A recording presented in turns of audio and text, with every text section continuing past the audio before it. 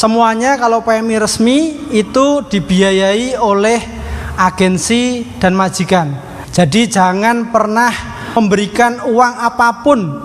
Kan banyak sekali oknum ya, saya lihat, saya dengar ada yang oknum yang meminta ke keluarganya dan sebagainya. Jadi jangan pernah memberikan itu.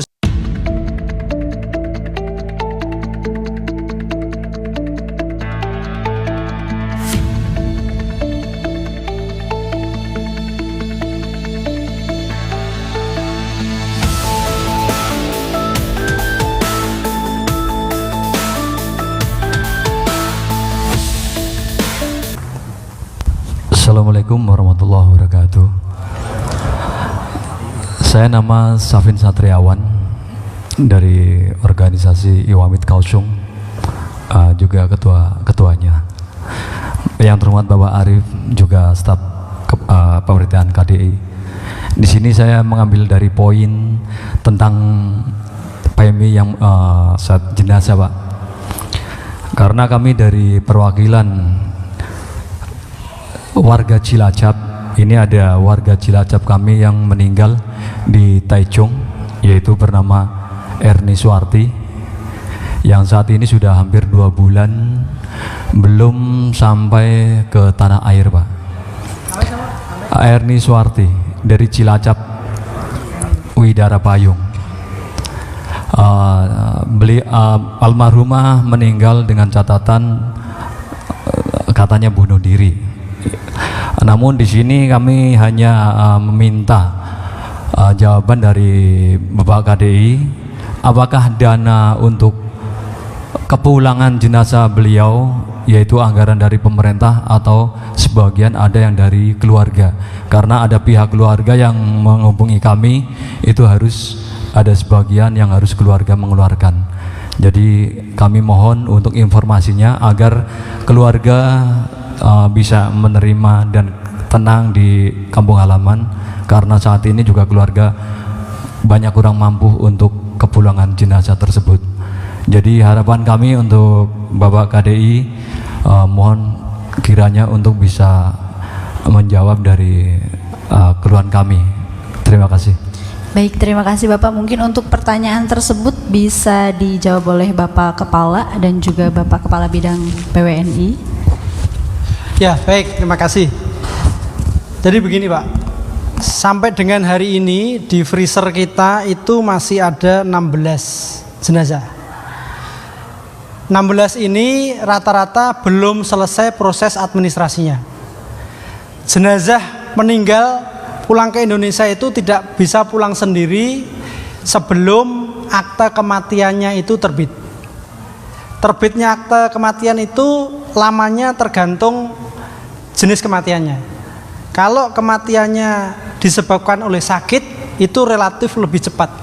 Biasanya nggak sampai 1 bulan itu akta kematiannya bisa terbit. Tapi kalau meninggalnya itu di luar rumah sakit, itu biasanya otoritas akan melaksanakan penyelidikan. Jadi kalau yang di rumah sakit itu meninggalnya hanya kejaksaan saja. Tapi kalau di luar rumah sakit itu ada kepolisian, kemudian dicek ada paspornya apa enggak. Kalau enggak ada paspornya, nanti imigrasi juga akan ikut ngecek. Nah, biasanya kalau di luar rumah sakit itu bisa sekitar 2 bulan akta kematiannya baru terbit. Jadi itu kondisi yang bisa saya jelaskan yang pertama. Kemudian yang kedua, ini terkait dengan biaya.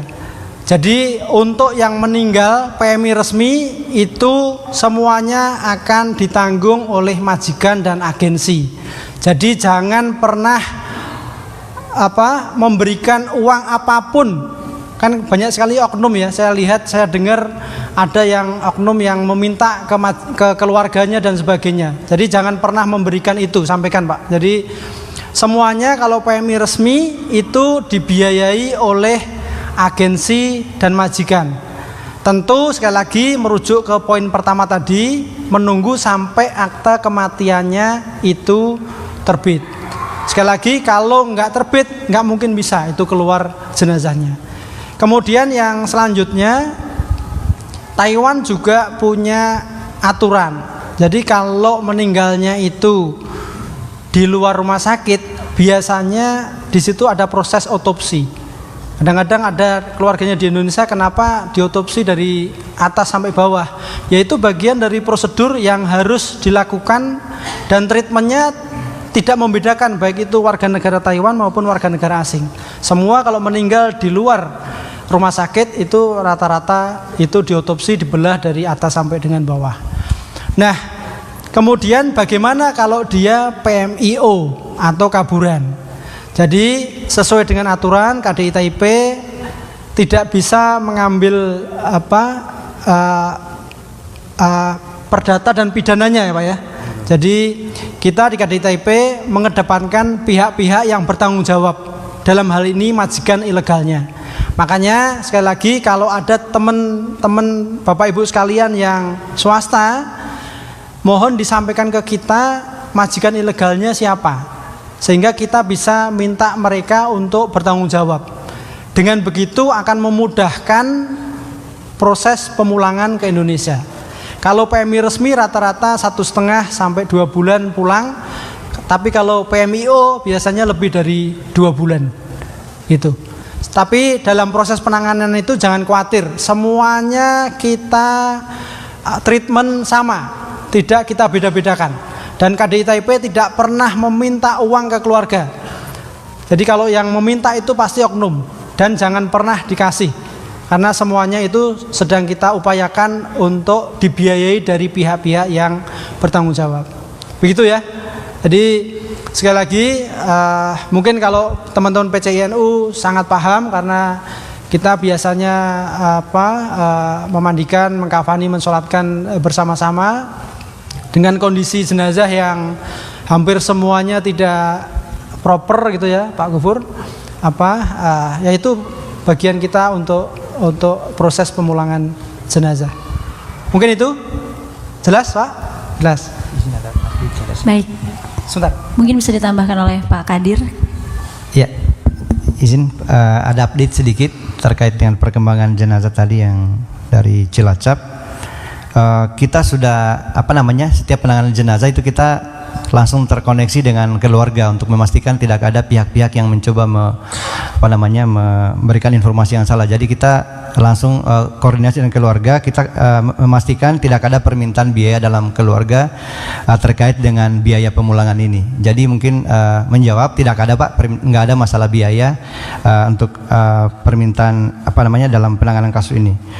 Kemudian tadi pertanyaan mungkin keluarga terus menanyakan kenapa menjadi lama Pak ya, karena ini memang kasus khusus, karena tadi sebagaimana disampaikan bunuh diri ya Pak ya, tadi sudah dijelaskan juga sama Pak Kepala, untuk kasus yang meninggal yang khusus yang bunuh diri itu tentunya nggak mudah Pak, itu memerlukan penyelidikan. Jadi kita menunggu informasi dari otoritas, dan kabarnya surat kematian juga itu titiknya kita di surat kematian Pak. Surat kematiannya itu baru turun pekan lalu. Jadi kita bisa melakukan pemulasaran dan lain-lain itu setelah surat keterangan kematian turun, baru kita sudah baru kita bisa pemulasaran secara Islam. Kemudian rencananya juga Pak untuk pemulangannya ada minggu depan Pak. Ini sedang pengurusan dokumen administrasi kekargoan dan lain-lain, sambil kita jadwalnya pemulangan dan lain-lain itu nanti juga kita akan sampaikan ke keluarga. Dan tenang Pak, di Indonesia kita sudah ada unit layanan kita di KP2MI, BP2MI untuk proses penanganan dari bandara sampai ke daerah asal. Jadi dikoordinasikan oleh teman-teman kita yang ada di Indonesia. Jadi itu.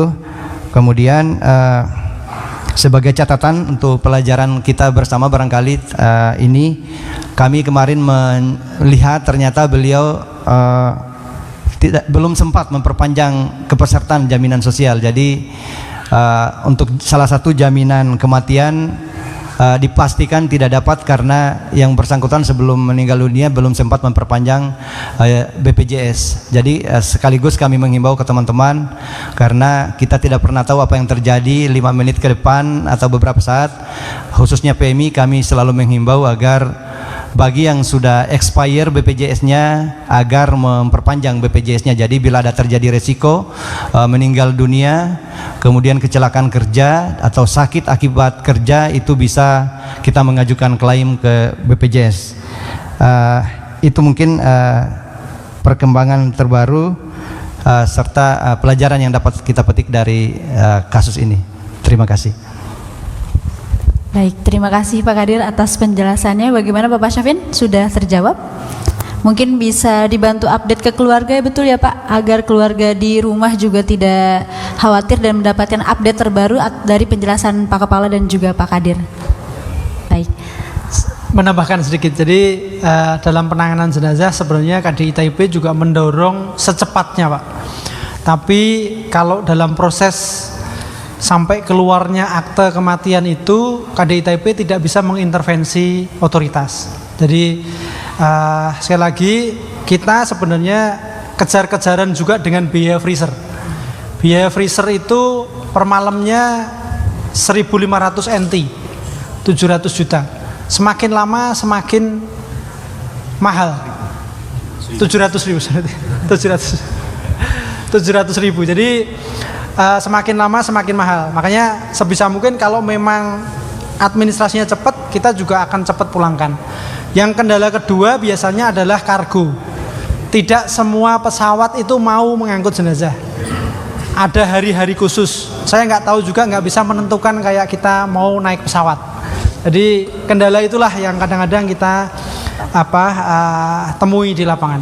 Tapi sekali lagi jangan khawatir, semua jenazah kita treatment dengan baik, kita rawat dengan baik, keluarga nggak usah khawatir, semuanya tertangani dengan baik. Terima kasih. Baik, terima kasih Bapak. Sudah puas Pak? Sudah, baik, terima kasih.